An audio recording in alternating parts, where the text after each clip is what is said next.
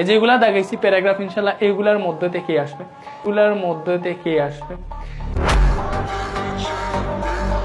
Application বলা যায় বেশিরভাগ ক্ষেত্রে কমন আসবে, লেটার অথবা অ্যাপ্লিকেশনই বেশিরভাগ আসে।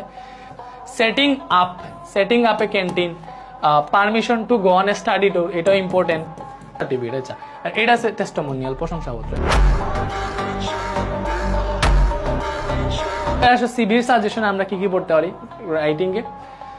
মেডিকেল রিপ্রেজেন্টেটিভ মোস্ট ইম্পর্টেন্ট, ঠিক আছে। অ্যাসিস্ট্যান্ট ইংলিশ টিচার, এটা সবচেয়ে বেশি ফেমাস, ইম্পর্টেন্টও আছে।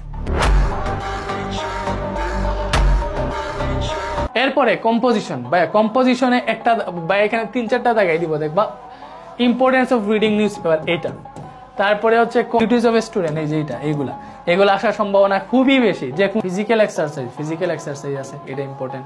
মাই এইম ইন লাইফ, এটাও ইম্পর্টেন্ট কম্পোজিশনের জন্য।